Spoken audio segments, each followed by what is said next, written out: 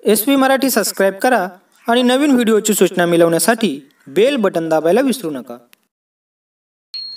ज्ञानियांचा राजा गुरु महाराज, ज्ञानियांचा राजा गुरु महाराज, म्हणती ज्ञानदेव तुम्हायसे, मज पामर आहे काय थोरपण, मज पामर आहे काय थोरपण, पायाची वाहन पायी बरी, मज पामर आहे काय थोरपण, मज पामर आहे काय थोरपण, ब्रह्मादिक जेथे तुम्हा ओळंगन, ब्रह्मादिक जेथे तुम्हा ओळंगन, इतरा तुळणे काय पुढे, मज पामर आहे काय थोरपण, मज पामर आहे काय थोरपण, तुका म्हणे नेनो युक्तीची खोली, तुका म्हणे नेनो युक्तीची खोली, म्हणून ठेविली पायी डोई, मज पामर आहे काय थोरपण, मज पामर आहे काय थोरपण. हरी गुरुर्ब्रह्मा गुरुर्विष्णू गुरुर्देव महेश्वरा, गुरुर साक्षात परब्रह्मन तस्मै श्री गुरुवे नमः. प्रस्तुत आजच्या या पुण्य अशा दिवशी प्रवचनरूपी सेवेसाठी घेतलेला जो अभंग आहे, आज दत्त जयंती आहे आणि म्हणून संत जगद्गुरु संत तुकाराम महाराजांच्या गाथेतील गुरुचं महत्त्व प्रतिपादन करणारा हा जो अभंग आहे तो आपल्या सेवेसाठी घेतलेला आहे. या अभंगामध्ये तुकाराम महाराज आपल्याला मार्गदर्शन करतात. ज्ञानियांचा राजा गुरु महाराज, म्हणती ज्ञानदेव तुम्हायसे. ज्ञानेश्वर महाराज कोण? तर ज्ञानियांचा राजा. आणि मग लोक किंवा जनता म्हणती ज्ञानदेव तुम्हायसे. ज्ञानेश्वर महाराजांना म्हणतात की ज्ञानदेव तुम्हाला ज्ञानियांचा राजा असे सगळेजण संबोधतात. आणि मग ब्रह्मदेवापासून सगळे दैवते तुम्हाला ओळंगण घालतात, ओवाळणी करतायत, तर इतरांचं काय पुढे? आणि तुमच्या ज्ञानाची आणि सर्व मोठ्या त्या ज्ञानाची, सर्व ज्ञानाची खोली कोणीही घेऊ शकत नाही, एवढं अगाध असं आपलं ज्ञान आहे, म्हणून तुमच्या चरणावर मी डोळी ठेवली, असं या ठिकाणी तुकाराम महाराज म्हणतात. खरं म्हणजे आजचा जो दिवस आहे हा दत्त जयंतीचा. महाराष्ट्रामध्ये अनेक संप्रदाय आहेत. या संप्रदायामध्ये नाथ संप्रदाय आहे. मच्छिंद्राने बोध गोरक्षाशी केला, गोरक्ष बोलला गहिणी प्रती, गहिणी प्रसादे निवृत्तीदा तरुण ज्ञानदेव सार चोजविला. मग नाथ संप्रदाय आहे, वारकरी संप्रदाय, समर्थ संप्रदाय, गाणगत्य संप्रदाय, दत्त संप्रदाय आहे. वेगवेगळे संप्रदाय आपल्या भारतामध्ये आहेत. याच्यातीलच आज या ठिकाणी श्री दत्तांची दत्त जयंती आहे आणि दत्त जयंतीनिमित्त ही प्रवचनरूपी सेवा आहे. यामध्ये वैशिष्ट्य म्हणजे असं आहे, वारकरी संप्रदाय हा अशा प्रकारे आहे की नाथ संप्रदाय, दत्त संप्रदाय आणि चैतन्य संप्रदाय हे सर्व संप्रदाय एकत्र होऊन त्याचं वारकरी संप्रदाय झालेलं आहे. नाथ संप्रदायाचे ज्ञानेश्वर महाराज, दत्त संप्रदायाचे एकनाथ महाराज आणि चैतन्य संप्रदायाचे तुकाराम महाराज हे सगळे एकत्र झालेले आहेत आणि त्याचं या ठिकाणी दत्त संप्रदाय बनलेला आहे. महाराष्ट्रामध्ये दत्तांची, श्री दत्तांची 3 ठिकाणं आहेत. औदुंबर, नृसिंहवाडी आणि गाणगापूर ही 3 दत्तांची ठिकाणं आहेत. खरं म्हणजे दत्त जयंती, जयंती म्हणजे जन्म घेणे, म्हणजे अवतारणे. अवतार तुम्हा धराया कारण, उद्धराया जन जडजीव. जड जीवांचा उद्धार करण्यासाठी अवताराचं प्रयोजन आहे. अवतार तुम्हा धराया कारण, उद्धराया जन जडजीव. अवतार तुम्हा धराया कारण, जड जीवांचा उद्धार करण्यासाठी भगवान परमात्मा अवतार येतात. अवतरणं म्हणजे वरून खाली येणं. मी अविवेकाची काजळी फेडोनी विवेक दीप उजळी तै योगिया पाहे दिवाळी निरंतर. म्हणजे अविवेकातून विवेक निर्माण करणे, अंधकारातून प्रकाश निर्माण करणे आणि चांगल्या प्रकारचा समाज निर्माण करण्यासाठी भगवान परमात्मा अवतार घेत आहेत. मग अवताराचं प्रयोजन काय? जगामध्ये धर्म संस्थापना करण्यासाठी भगवान परमात्मा अवतार घेतो आहे. आणि ह्या धर्म आहेत, धर्म स्थापना करण्यासाठी काय हे कोणाला सांगतात? ज्या ठिकाणी जे साधूचा त्याच्यामध्ये पहिलं प्रयोजन कोणतं आहे? धर्म म्हणजे भगवान परमात्मा अवतार केव्हा घेतात? तर पहिला जो प्रमुख जो उद्देश आहे अवताराचं प्रयोजन साधूचं रक्षण. दुसरं जे आहे धर्माची स्थापना आणि दुष्टांचा नाश. हे 3 कार्य आहेत. दुष्टांचा नाश हा भगवंत स्वतः करतो. आपले जे भक्ती करतात, आपल्यावर जे विश्वास ठेवतात त्या साधू संतांचा, ऋषी मुनींचा, त्यांचं संरक्षण करण्याचं काम भगवान करतात. आणि जगामध्ये धर्माची स्थापना करण्यासाठी साधू संतांच्याकडून ते प्रयत्न केले जातात. आताच पहा ना, राम मंदिराचं 22 जानेवारीला नवीन मूर्ती त्या ठिकाणी स्थापन होणार आहेत. एक चांगल्या प्रकारचं आपल्या संबंध विश्वामध्ये अशा प्रकारचं राम मंदिर त्या ठिकाणी आहे. भारतातून घरोघरी एक आनंद, एका महिन्यामध्ये संबंध विश्वामध्ये आनंद निर्माण होणार आहे. मग इथे आपल्याला श्री दत्तात्रेय याबाबत आपल्याला इथे म्हटलेलं आहे, ज्ञानियांचा राजा गुरु महाराज. आपण इथे गुरु हा शब्द या ठिकाणी आलेला आहे. जो शब्द पर निष्णात, जो शब्द प्रबोधिनी समर्थ, तोच गुरु निश्चित जाण उद्धवा. उद्धवाला भगवान परमात्माने सांगितलं, श्रीकृष्णाने सांगितलं, ज्याच्यामध्ये जो 4 वेद, 6 शास्त्र, 18 पुराण हे सगळं ज्ञान सामावलेलं आहे तो गुरु. जो शिष्याचं प्रबोधन करतो, शिष्यामध्ये चांगला बदल करून घेतो तो गुरु. शिष्य प्रबोधिनी समर्थ, तोच सद्गुरु निश्चित जाण उद्धवा. अशा प्रकारे भागवतामध्ये म्हटले, एकनाथी भागवतामध्ये म्हटलेलं आहे. गुरु, सद्गुरु, श्रीगुरु आणि जगद्गुरु. गुरु ह्या शब्दाचाच अर्थ का असा आहे की अंधारातून प्रकाशाकडे, तिमिरातून तेजाकडे नेणारा जो आहे त्याला गुरु असं म्हणायचं. जीवन जगत असताना आपल्याला चांगल्या प्रकारचं मार्गदर्शन करणारा जो आहे त्याला गुरु असं म्हणतात. ही व्यवहारातली तात्विक व्याख्या झाली. त्याला गुरु असं म्हणतात. श्रीगुरु म्हणजे श्रीगुरु सारखा असता पाठीरका इतरांचा लेखा कोण करी.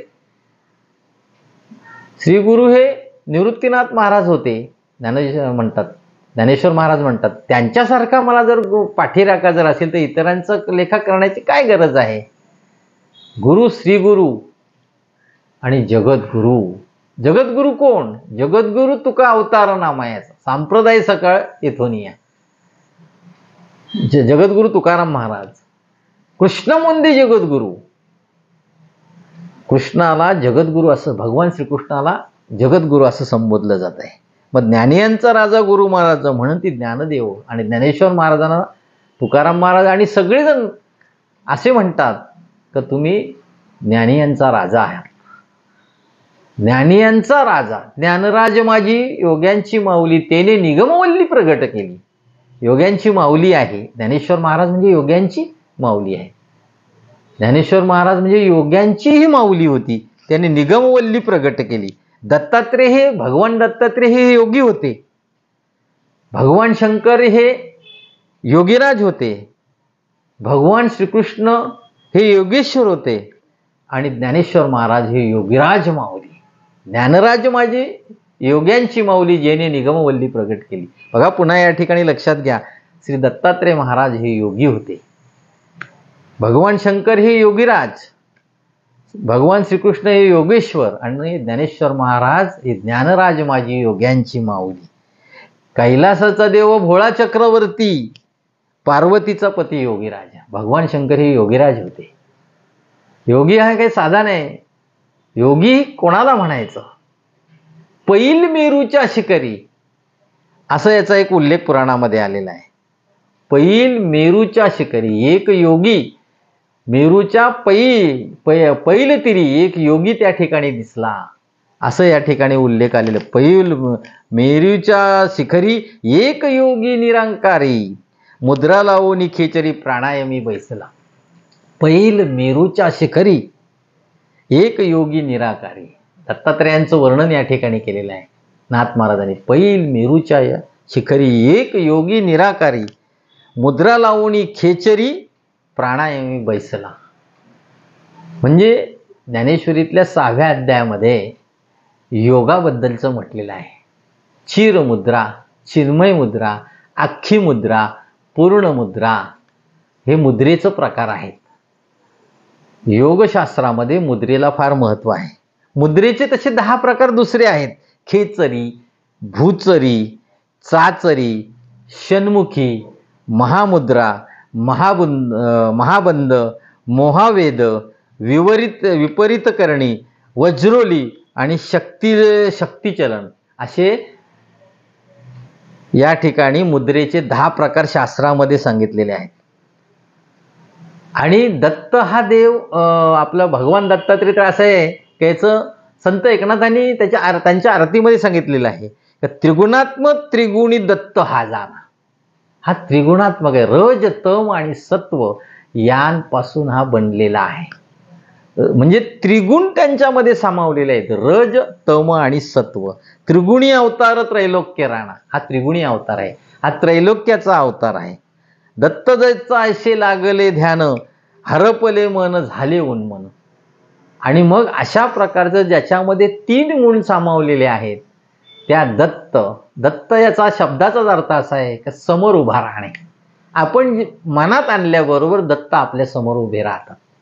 दत्त ऐसे लागले ध्यान, आपल्याला ध्यान लागलं जाते. आणि हरपले मन झाले उन्मन, आणि आपलं मन आपण स्वतःलाच विसरून जातो आणि त्यांच्या भक्तीमध्ये आपण एकदम एकरूप होतो. मितूपणाची झाली वळवणं. मी आणि तूपणा हा तिथे राहत नाही. दत्तगुरूंच्या याच्यामध्ये भक्तीमध्ये मितूपणा राहणार नाही. दत्त दिगंबर दैवत माझे, दत्त दिगंबर दैवत माझे, हृदयी माझ्या नित्य विराजे, हृदयी माझ्या नित्य विराजे, दत्त दिगंबर दैवत माझे. दत्त दिगंबर दैवत माझे, हृदयी निरंतर माझ्या हृदयामध्ये ते काय होत आहे, निरंतर प्रकारचे राहते. दैवत आहे ते. दत्त दिगंबर दैवत माझे, हृदयी विराजे माझ्या हृदयामध्ये ते अगदी नित्य निरंतर राहिलं पाहिजे. तुकाराम महाराजांनी काय उल्लेख केलेला आहे? 3 शिरे 6 हात तया माझा दंडवत. 3 शिरे 6 हात तया माझा दंडवत. काखे झोळी, खरं म्हणजे दत्तगुरूच्या तिथे एक कुत्रा असतो, झोळी असते. श्वान म्हणजे कुत्रा असतो. आणि मनकर्णिकेचं म्हणजे त्यांची भ्रमंती ही सुरू असते. आणि म्हणून ते असे थांबत नाहीत. दत्तगुरू असे फिरतीवर असतात. आणि मग त्या ठिकाणी दत्तगुरू हे असे फिरतीवर असतात. अशा दत्तगुरूंबद्दल आपण काय करणार आहोत? त्यांच्या जन्माची कथा पाहणार आहोत. खरं म्हणजे दत्तगुरूंचा जन्मच मुळी त्रिगुणाच्या पलीकडे अनुसया आणि अत्रि ऋषी यांचा पुत्र म्हणून दत्तगुरू हा काय आहे, प्रचलित आहेत. आता म्हणजे नाही, सुया म्हणजे अभिमान, जिला अभिमानच नाही अशा अनुसयाच्या पोटी त्याचा जन्म झाला. अत्रि आता या ठिकाणची कथा अशा प्रकारची आहे की एकदा ब्रह्मदेवाची पत्नी, भगवान विष्णूची पत्नी, ब्रह्मदेवाची पत्नी सावित्री, भगवान विष्णूची पत्नी लक्ष्मी आणि पार्वती अशा बसलेल्या होत्या. त्यांच्या अशा चर्चा चाललेल्या होत्या. एक वेळ भगवान शंकराने सांगितलं पार्वतीला की तुम्ही किती जरी काही केलं तरी अनुसयाचं पातिव्रतापद तुम्हाला कधी ऐकणार नाही. स्त्रियांच्यामध्ये एक नियम आहे, तो अशा प्रकारचा आहे. आपल्या पैशाही वरचढ असलेली स्त्रीना कधी काय नसते, सहन होत नाही. भगवान शंकराने सांगितलं की अनुसया अशा प्रकारची आहे का तुमच्यापेक्षा सुद्धा तिची भक्ती, तिचा विश्वास आणि तिचे विचार करण्याची पद्धत आणि पातिव्रता धर्म हा तुमच्यापेक्षा श्रेष्ठ आहे. पार्वतीला आता त्या काळी फोनची सोय नव्हती, पण तिने अंतःकरणातून तिने ब्रह्मदेवाच्या पत्नीला सांगितलं, भगवान विष्णूच्या पत्नीला सांगितलं, मग अगदी महादेवाला सांगितलं. महादेवाने सांगितलं का परीक्षा घ्यायची असेल तर तुम्ही घेऊ शकता. मग आता करायचं काय? मग त्याच वेळी परिस्थिती अशी निर्माण झाली का आता बोलवायचं कोणाला? भगवान शंकराने नारदाला बोलावलं आणि त्या ठिकाणी पार्वतीकडे जायला सांगितलं. नारद पार्वतीला सांगितलं की अशा प्रकारची फजिती, अशा प्रकारचं आरोप आला पाहिजे की अनुसयेचं सत्व आहे ते निघून जायला पाहिजे. त्याचप्रमाणे नारदाने ते ऐकलं आणि सरस्वतीच्याकडे गेला. परत सरस्वतीला सांगितलं आणि ब्रह्मदेवाच्या पत्नीच्याकडे गेलं, सावित्रीच्याकडे. सगळ्यांना सांगितलं आणि मग काय सांगितलं का ह्या अनुसयाकडे जा आणि सांग का तुझ्याकडे काहीतरी मागण्यासाठी हे तिघेही देव येणार आहेत. आता अनुसयाला वाटलं मागून मागून आणि माझ्याकडे काय, तिला गर्व नव्हता, अभिमान नव्हता. तिचा अभिमान गेला, तुका म्हणे देव झाला. न लगे अहंकाराचे गुटी, विशेष न लगे अज्ञानाचे पाठी, आणि सज्ञानाचे झोंबे कंठी आणि नाना संकटी नाचावे. ज्ञानेश्वरीमध्ये म्हटलंय अहंकार हा ज्ञानी माणसाला होतो. अहंकार, गर्व हा ज्ञानी माणसाला होतो. एखाद्याला गर्व का होत नाही तर तो त्या गर्वाचा मोठेपणा जाणत नाही, तो त्याच्या लक्षातही नाही, तो फक्त सतत आपलं कार्य करत असतो.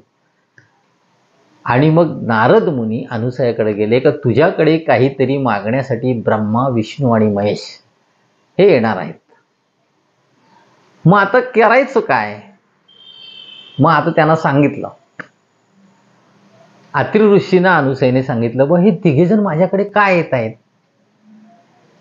मग त्यांनी सांगितलं हरकत नाही, ते देव म्हणून आपल्याकडे येतात. आणि भारतीय संस्कृती आहे की आपल्याकडे आलेले जे पाहुणे आहेत त्या पाहुण्यांचा आचारो परमो धर्म, पाहुण्यांचा आपण आचार धर्म अशा प्रकारे पाळायचा का आलेल्या पाहुण्याचा मातृदेवो भव, पितृदेवो भव, अतिथी देवो भव आणि आचार्य देवो भव, ते आपल्याकडे पाहुणे म्हणून आलेले आहेत. अतिथी देवो भव, त्यांचं आपण काय करायचं, देवाप्रमाणे आपण त्यांचं काय करायचं, त्यांचं आपण स्वागत करायचं. आणि मग अत्रि ऋषींनी सांगितलं का मग ते आता येणार आहेत. मग एवढ्यामध्ये ते आले, तिन्ही देव आले आणि अनुसयाच्या ती कुटी होती, ऋषिकची कुटी, त्या झोपडीच्या तिथे आले आणि सांगितलं का आम्ही आलेले आहोत.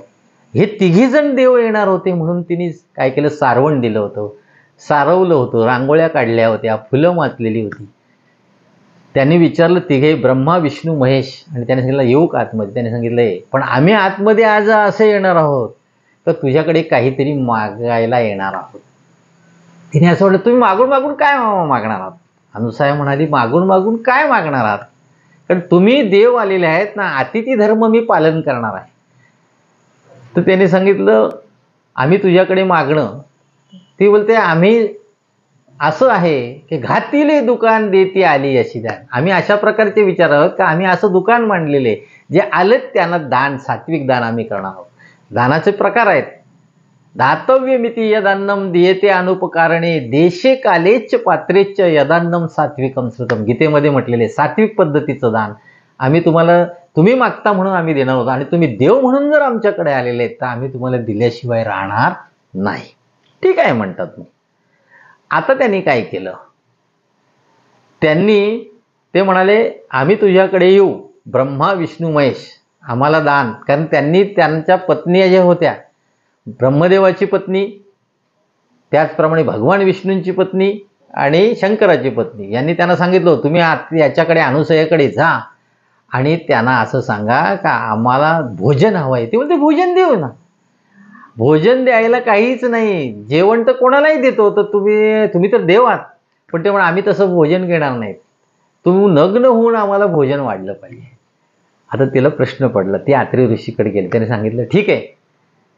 एका क्षणात दोघांची पती पत्नींचं आत्री ऋषी आणि अनुसयाची चर्चा झाली आणि त्याने सांगितलं तू गेल्यानंतर एक मंत्र असा मार, त्यांच्या तिघांच्याही माथ्यावर असा हात ठेव. हात ठेवल्याबरोबर लगेच ते 3 बाळं होतील, ती लहान बाळं होतील. मग पुढचं म्हणजे ती लहान बाळांच्या समोर तिला स्तनपान केलेलं तर काही होणार नाही, कारण ती आई आणि मूल असंच नातं होईल.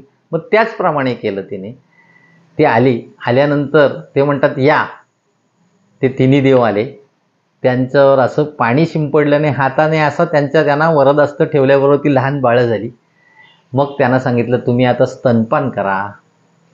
स्तनपान केलं आणि मग त्याने सांगितलं तुम्हाला आता मी पाळण्यामध्ये झोपवते. त्या तिन्ही देवांना बाळं बनवली आणि पाळण्यामध्ये त्यांना झोपवलं, त्यांना दूध वगैरे पाजलं, स्तनपान केलं. त्यांना स्वतःचा विसर पडला. अनुसया म्हणायला लागली भगवान, आणि हे तिन्ही त्यांची बाळं बनवली होती ओळखता फक्त अनुसयालाच येत होती. त्या ब्रह्मदेवाला म्हणाले सृष्टी निर्माण करता करता तू एवढा थकलेला आहेस, तू शांत झोप घे. भगवान विष्णूला ती म्हणाली, बाळ रूपात होतं त्याला, का तू सगळ्यांसाठी लढलेला आहेस, अनेक अवतार धारण केलेला आहेस, अनेक राक्षसांचा निपात केलेला आहे, आता तू विश्रांती पाळण्यामध्ये घे. आणि भगवान शंकराला म्हणायला लागली का जेवढं नाश करायचा आहे, जेवढ्यांचाही संहार केल्यानंतर त्यांचं शिल्लक काही न राहता तू सगळ्यांची विल्हेवाट बरोबर लावलेली आहे, त्यामध्ये तू थकलेला आहेस, तू सुद्धा आता आराम पाळण्यामध्ये कर. त्या तिघांची तिन्ही बाळं त्या ठिकाणी येऊन ती अंगाई गीत त्यांना गायची, दूध स्तनपान करायची. 6 महिने झाले तरी ही तिन्ही बाळं काय येत नाहीत असा प्रश्न पडला. 6 महिने झाले तरी. नारद एक दिवशी या तिघींच्याकडे गेला आणि सांगितलं तुम्ही इथे आहात पण तुमचे पती बघा काय झाले. अनुसयेने तिच्या पतिव्रतेच्या जोरावर त्या तिन्ही बाळांना काय केलं आहे, छोटी बाळं बनवलेली आहेत, त्यांना स्वतः स्तनपान करते, आंघोळ वगैरे करते आणि त्यांना पाळण्यात ठेवले. ते आता घरी हे तिघेही जण होते, त्यांना मोठं होतच येत नव्हतं, त्यांना लहान बनवलं होतं, ते लहानच राहिले होते. त्यांना आता प्रश्न पडला का आपण आता काय करायचं. ह्या तिघी जणी एकत्र आल्या. ब्रह्मदेवाची पत्नी सावित्री, त्यानंतर भगवान विष्णूची लक्ष्मी आणि पार्वती शंकराची, तिघी जणी आल्या.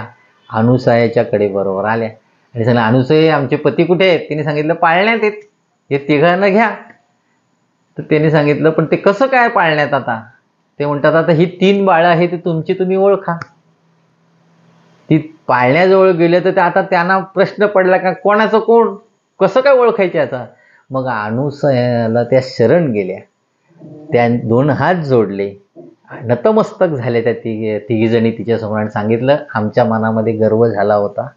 आमचे पती उत्पत्ती करणारे, संरक्षण करणारे आणि विनाश करणारे हे तिन्ही सृष्टी निर्माण करणारे होते, पण आम्हाला त्यांच्या कार्याचा एवढा गर्व झाला. आम्हाला असं वाटलं की तू म्हणजे कोणच नाहीस आणि आम्ही देवांची स्त्रिया असल्यामुळे आम्हाला आमच्या पतीचा ना त्यांच्या कार्याचा आम्हाला गर्व झाला आणि त्याच्यामुळं काय झालं, हे सगळं आमचं गर्वामुळे काय झालं, आमची शक्ती हीन झाली. आता आम्हाला प्रश्न पडले, आमची ही बाळं बनवलेले आमचे पती आम्ही ओळखायचे कशी? नाही तर मग याचा पती त्याला, त्याचा पती त्याला, असं होऊन जाईल आणि सगळं समाजामध्ये एक मॅसेज किंवा निरोप किंवा एक विचार वेगळा जाईल. तर आता आम्ही तुम्हाला शरण आलेलो आहोत, मग आम्हाला याच्यातून माफ करणं, आमचे पती आम्हाला परत दे. असं एक ज्ञानेश्वरीमध्ये ओवी आहे, जो मज होय आनंद शरण, तयाचे निवारिल मी जन्म मरण, याला की शरणागताशी शरण्य मीच येतो. भगवान परमात्मा अर्जुनाला म्हणतोय, जो मला शरण आला, तर शरण आल्यानंतर त्याला मी काय करतोय, जो मज होय अनन्य भावाने आला, मनापासून शरण आला, त्याशी निवारिल मी जन्ममरण, त्याचं मी जन्ममरण निवारण करून टाकतो आणि त्याचं संकट मी बाजूला करून टाकतो. त्याप्रमाणे अनुसयाने तिघींनाही माफ केलं. तिने असं पाणी शिंपड्याबरोबर भगवान शंकर, भगवान विष्णू आणि ब्रह्मदेव तिघे आले आणि मग ते तिघे एकत्र आले आणि त्यांना सांगितलं, बघ ही अनुसया, हिला कोणत्याही प्रकारचा काय नाही, गर्व नाही, अभिमान नाही आणि त्याच्यामुळे ती पतिव्रता धर्माला तुझ्यापेक्षा, तुमच्या तिघीजणीपेक्षा श्रेष्ठ आहे आणि ती तुम्हाला कधी ऐकणार नाही. मग आता काय करायचं? मग आता एक करायचं का, आता अनुसया म्हणाली का मी तुम्हाला 6 महिने एवढं लक्ष दिलं, तुमच्या वाचून मी आता अजिबात नाही, तुम्ही माझी बाळं होती, तर आता तुम्ही काय करा, तिघेही एकत्र या आणि माझ्या मनामध्ये कसं राहील, तर ते एकत्र झालेलं जे तिघांचं, ब्रह्म विष्णू आणि महेश या तिघांचं अवतार म्हणजे दत्तगुरूंनी त्या ठिकाणी तो अवतार घेतला आणि तो अवतार अशा प्रकारचा होता, तिघी बाळं एकत्र झाली. तिन्ही देवई झाली बाळे, त्रयमूर्ती अवतार मनोहर, हळूहळू सरते मी पण माझे, दत्त दिगंबर दैवत माझे, हृदय माझ्या नित्य विराजे, दत्त दिगंबर दैवत माझे. आणि मग तिने सांगितलं, दत्त दिगंबर हे दैवत माझे. तीनही देवही झाली बाळे, तिन्ही देवजी बाळं झालेली होती. आता तुमचे आठवण तर मी तुम्हाला स्तनपान केलेलं आहे, तुम्ही माझी मुलंच आहेत आणि मग मी तुम्हाला विसरू शकत नाही. तुमचे पती जरी गेले तरी तुमच्यातूनच एक निर्मिती झाली. कारण तसे जर पाहिले तर तीनही देवांना, तीनही यांना, अनुसय आणि अत्रि ऋषीला 3 मुलं तर होतीच, 2 मुलं आणि 1 मुलगी, पण चौथं जे होतं ते या ठिकाणी कोण झालं, श्री दत्त.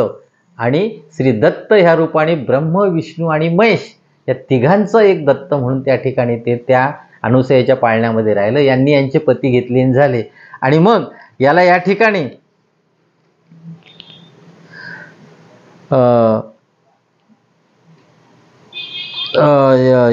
इथे धरी एक अभंग या ठिकाणी आहे, संत एकनाथांचा, तो असा, धरी अवतार विश्वतारावया, धरी अवतार विश्वतारावया, अत्रीचे अनुसया गरोदर.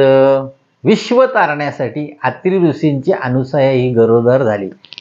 विश्वाचं रक्षण करण्यासाठी, सृष्टीचं रक्षण करण्यासाठी अत्रि ऋषींची, कारण अत्रि ऋषींच्या जी अनुसया होती तिने सांगितलं की हे तिघांचंही जे बाळ आहे ते माझ्या पोटी जन्माला यायला पाहिजे, कारण त्यांना पाळण्यात तर मी घातलं होतं, ती आठवण म्हणून. आणि म्हणून धरी अवतार विश्वतारावया, अत्रीची अनुसया गरोदर, ऋतुकाळ हेमंत नक्षत्र रोहिणी, शुक्ल पक्ष दिनी पूर्ण तिथी. दत्तांचा जन्म होताना धरी अवतार विश्वतारावया, अत्रीची अनुसया गरोदर, अनुसया ही गरोदर होती. ऋतुकाळ हेमंत, कोणता ऋतू होता, हेमंत ऋतू होता. त्यानंतर नक्षत्र रोहिणी होती, रोहिणी नक्षत्रावर हेमंत ऋतूमध्ये शुक्ल पक्ष दिनी पूर्ण तिथी, शुक्ल पक्ष होता आणि पूर्ण तिथी होती. तिथी पौर्णिमा भारत मार्गदर्श, मार्गशीर्ष पौर्णिमा तिथी म्हणजे आजची पौर्णिमा, आणि तिथी पौर्णिमा मास मार्गशीर्ष, मार्गशीर्ष महिन्यातील पौर्णिमा गुरु तो वासर उत्सव काळ. आणि गुरु कोणता होता? गुरु वासर नावाचा जो गुरु होता तो होता उत्सवाचा काळ. एका जनार्दनी पूर्ण अवतार. एकनाथ महाराज म्हणतात अशा प्रकारचा 3 देवांचा पूर्ण अवतार. निर्गुण निराकार आकारले. निर्गुण निराकार अशा प्रकारे. कारण देव कसा असतो? तुझ सगुण म्हणू की निर्गुण रे. सगुण गुण निर्गुण एकू गोविंदू रे. तुझ सगुण म्हणू की निर्गुण रे. अव्यक्त ते आकार आले आणि रूप आले गुणवंत. देव हा खरं म्हणजे निर्गुण असतो, परंतु भोळ्या भाबड्या भक्तांना चांगला दिसावा म्हणून तो काय होतो? सगुण म्हणजे गुणासहित दिसणं.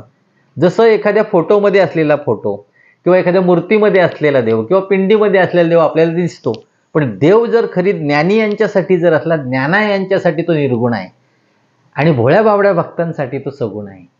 अव्यक्त ते आकार आले, रूप आले गुणवंत. ते अव्यक्त आहे, दिसत नाही देव, रंग नाही, नाही रूप नाही, नाही बरस छाया. देवाला रूप नाही, रंग नाही, सावली दिसत नाही, परंतु आपल्यासारख्या भोळ्या बाबड्यांना दिसण्यासाठी तो देव सगुण होतो. सगुण म्हणजे गुणासहित दिसणं. देवाला गुण आहेत. ऐका यशश्री औदार्य ज्ञान वैराग्य ऐश्वर. यश श्री औदार्य ज्ञान वैराग्य ऐश्वर हे देवाचे 6 गुण आहेत. आणि म्हणून या ठिकाणी काय झालं? एका जनार्दनी पूर्ण अवतार. दत्तगुरु हे पूर्ण अवतार आहेत. अंश, अंशांश, आवेश, पूर्ण आणि परिपूर्ण हे अवताराचे प्रकार आहेत. गर्गसंहितेमध्ये म्हटलेत. अंशांशावेशा कला पूर्ण प्रकट्यते. व्यासादश स्मृताशटा परिपूर्ण तो स्वयं. अंश, अंशांश, आवेश, कला, पूर्ण आणि परिपूर्ण हे अवतार, देवाचे अवतार घेण्याचे हे 6 प्रकार आहेत गर्गसंहितेमध्ये सांगितले. आणि इथे म्हटलेलं आहे एका जनार्दनी पूर्ण अवतार. दत्तगुरूंचा अवतार हा पूर्ण अवतार आहे. आणि निर्गुण निराकार आकारले. निर्गुण निराकार ज्याला आकार नाहीत अशा प्रकारचं साकारला आणि 3 देवांचा एक दत्तगुरूंचा अवतार झाला. आणि तोच अवतार कोणता आहे? दत्तगुरूंचा अवतार. अशा प्रकारचं दत्तगुरूंचा अवतार झालेला आहे. अभंगाच्या मध्ये काय होतं? ज्ञानेश्वरांना आपण काय म्हणतो? ज्ञानियांचा राजा गुरु महाराज. आणि इथे मात्र संध्याकाळच्या वेळेला 4 वाजेच्या वेळेला 3 सांजांच्या वेळी दत्तगुरूंचा अवतार. आता सुद्धा ठिकठिकाणी जे कार्यक्रम आहेत तर 3 सांजांच्या वेळी दत्तगुरूंचा. माध्यांनी याकडे पश्चिम दिशेला सूर्य चाललेला होता, सूर्य मावळलेला बी नव्हता. 3 सांजांच्या वेळी दत्तगुरूंचा अवतार झाला आणि 3 देवांचातून तो अवतार निर्माण झालेला आहे. अशा प्रकारचं आज दत्त जयंती आहे. आणि दत्त जयंतीचा जो अवतार आहे तो पूर्ण अवतार आहे. नाथ महाराज म्हणतात एका जनार्दनी पूर्ण अवतार निर्गुण निराकार आकारले. आणि अशा प्रकारे दत्तगुरूंचा अवतार हा पूर्ण अवतार आहे. 3 साजांच्या वेळी दत्तगुरू 3 साजांच्या वेळी हा काय झालेला आहे? दत्त जयंतीला दत्तांचा जन्म झालेला आहे. आणि तो आजचा शुभ दिवस आहे. विठ्ठल विठ्ठल विठ्ठल विठ्ठल विठ्ठल विठ्ठल पुंडलिक वरदे हरी विठ्ठल. श्री ज्ञानदेव तुकाराम पंढरीनाथ भगवान की जय. माऊली ज्ञानेश्वर महाराज की जय. जगद्गुरु तुकाराम महाराज की जय.